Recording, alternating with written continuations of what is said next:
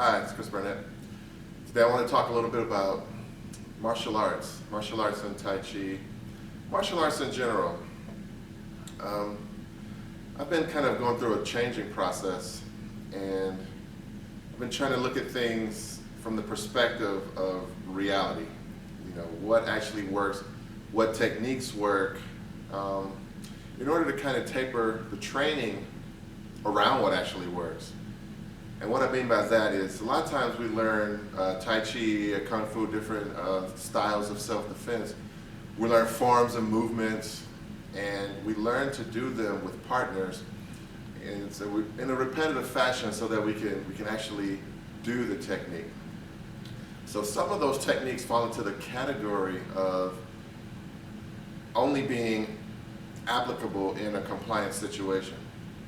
So if there's a person who is, say, throwing a strike or a technique at you, and if his arm is lingering out there in order for you to do that technique, then that technique probably won't work in an actual fighting or self-defense situation. So there's a lot of videos, and I've even done some in the past, where the techniques are based upon that contingency of that arm being held out or a person being in a certain position. And so the more I find with live sparring is that, one, nobody's going to hold that arm out there, and two, nobody's going to be in the optimal position that you want.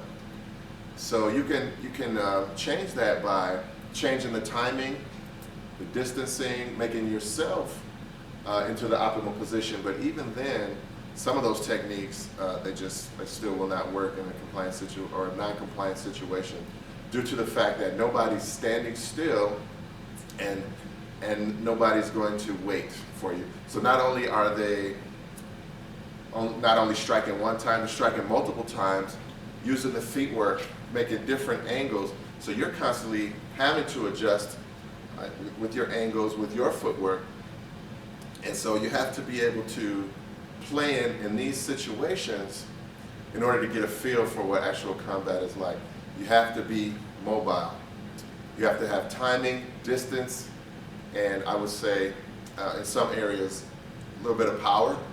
Power is, and the reason I say some power is because power does not necessarily mean that you'll win the fight. I would say accuracy more than power. A good accurate strike to the right point will be more effective than a very strong blow to a part of the body that can absorb energy. So when you consider all these factors and you put it into that live situation, then you start to peel away the layers of, you know, what is a good technique or what's a technique that's not going to work. So you may see that my videos have been changing more to those type of settings where we're doing not only non-compliant settings, but we're doing things in the ways that people will actually attack you. You know, I like to do a lot of chin na, which is the joint locking. Well, joint locking actually is a small part of chin na, or one part of it, but it's the part that people think about most when you mention chin na. So I like to do joint locks, and I like to teach people how to get out of joint locks through relaxation, you know, just going with the flow. But in an actual self-defense situation, you know, not many people are going to be trying to lock your joints. That would be something that martial artists would do, and intermediate to high-level martial artists would be able to get a joint lock able to work. I can guarantee you that in the streets you're not going to be attacked by high-level martial artists. Normally it's, you know, low-level martial artists or people with little skill to no skill who are actually attacking people. Because most people who study martial arts for a long period of time have certain principles. Okay, and they know that you can easily hurt a person.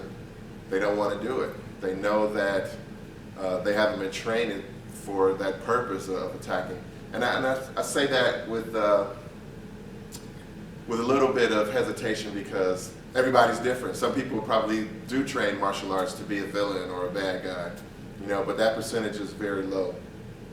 But I want to emphasize what I'm trying to talk about is that the type of attacks that you'll get on the street will be things like your body grab, people trying to pick you up or trip you to the ground, slam you, stump you, people trying to put you in headlocks, These are the type of things that we need to prepare for. And what I find is that a lot of the styles, specifically traditional styles, and I love traditional styles, don't get me wrong, I love all martial arts, but some of the traditional styles actually don't prepare for those kinds of things. They do prepare for striking, kicking, but there's very little groundwork involved. If we take a person down, normally we're letting that person right back up in training. So what I like about things like jiu-jitsu, mixed martial arts, things like that, judo, is that once the person goes to the ground, now you have to have a plan of either finishing the person on the ground, even if you're the one that's being taken down, or how do you get up from the ground? So there are methods of safely getting up without getting kicked in the face, without getting stomped, and methods of if you have to stay on the ground, which I don't advise in a street fight setting, but just being able to finish that person from the ground.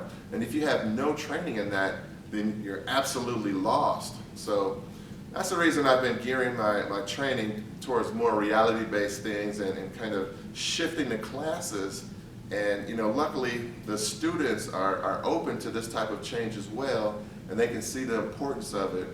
And so we've been able to not only integrate our Tai Chi with energy work and the relaxation and the whole body structure integration, but also looking at elements of reality-based self-defense, like will this work in an actual self-defense situation, and what does actually work.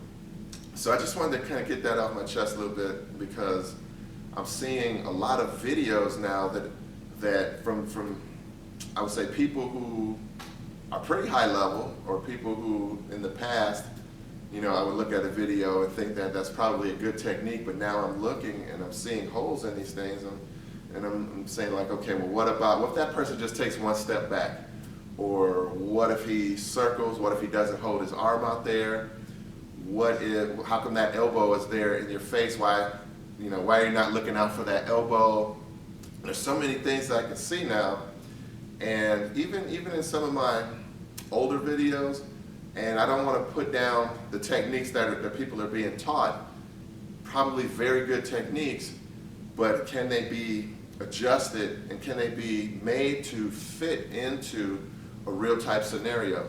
And I'll tell you, unless you're trying it in a real pressure tested scenario, I'm going to say the answer is no, it will not work. So this is the type of things that we need to look at, and this is the type of things that I think everybody needs to take a look at, especially if you're calling yourself a martial artist. If you have no growth, if you have no pressure, if you have only interaction with your students, and there's just too much compliancy there, you guys know each other, I would say get out, go to some other studios, or get some guys who like to spar, somebody that's not even your style, and just kind of mix it up a little bit. Doesn't have to be hardcore training, but just kind of see how your techniques work against somebody who has no idea what you're going to do, and you have no idea what they're going to do, and put that random, that X factor into your training, and then the answers will be revealed to you of what you need to work on, and some stuff you may need to just kind of change your way of thinking. So that's my spiel for today.